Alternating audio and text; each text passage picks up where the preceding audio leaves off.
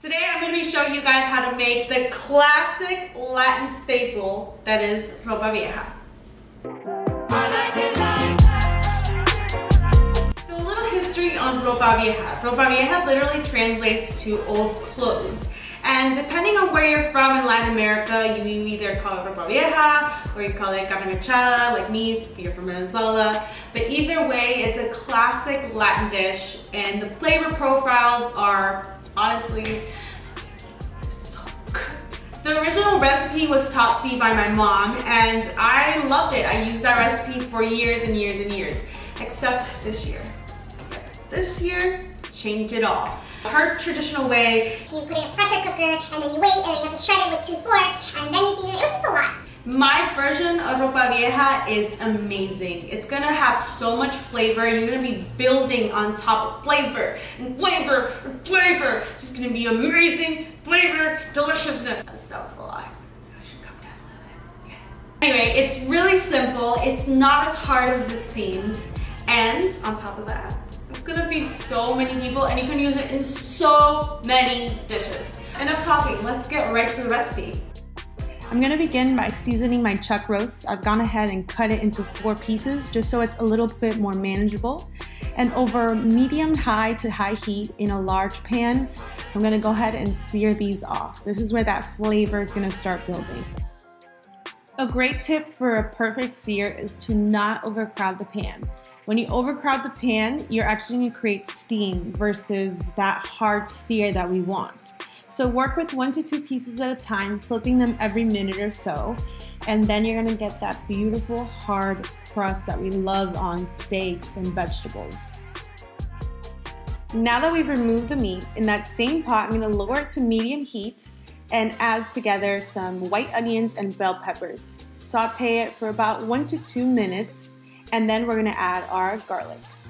As you notice, I added my garlic last because garlic can tend to burn really, really quickly. I'm also gonna add some tomato paste. Anytime you use tomato paste, make sure you cook it out.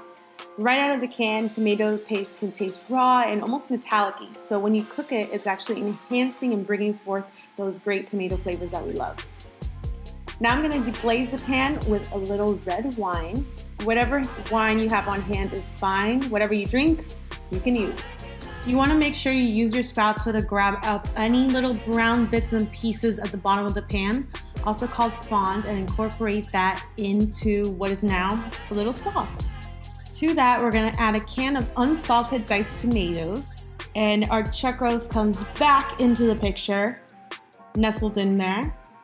Make sure you add any little juices that fell out onto your plate as well. To the pot, I'm also going to add a package of beef bouillon. I can't tell you how much I love these little packages. I have them all the time in my pantry. I'm going to go ahead and cover this with enough water to go right above the chuck roast. If you don't have beef bouillon, you can also use just beef stock. To this, I'm also going to add cumin and bay leaves.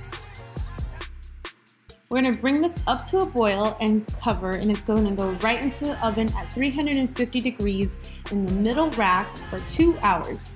The last hour, you're gonna reduce it to 325, and it's gonna come out looking like this. Yes. You should be able to easily shred it using a pair of tongs. You can also use 2 forks if you really want to. And at this point is when you want to taste for salt. Taste it. If it needs a little salt, go ahead and add it. I don't think you will, but just in case. And boom, there you have it, Ropa Vieja. And there it is, in all her glory, Ropa Vieja. Honestly, this is one of my favorite classic Latin dishes. I'm so excited that I kind of revamped it to 2018. I hope you love it as much as I do. And know that there's multiple ways that you can eat Ropa Vieja. You can have it on mofongo, you can have it with rice and beans, you can have it inside tamales, you can have it with eggs on top for breakfast. Yep. I mean, it's just so good. I hope you guys enjoyed this video. Like always, go ahead and hit that subscribe button, hit comment, let me know any videos that you want to see, blah, blah, blah, you know, the regular YouTube thing. You guys know what to do. Thank you so much for watching, and I'll see you next time. Adios. I want to walk away, but I feel like I walk away in all my videos. Maybe I'll like fade out, fade out, fade out. That hurt my knees. Let's not do that. Don't ever underestimate the chancla. Okay. I hope you guys get inspired to try this at home. Realize that Latin food. Sorry. Wagyu, can you go lay down? All right, Wagyu, come make an appearance. Come on.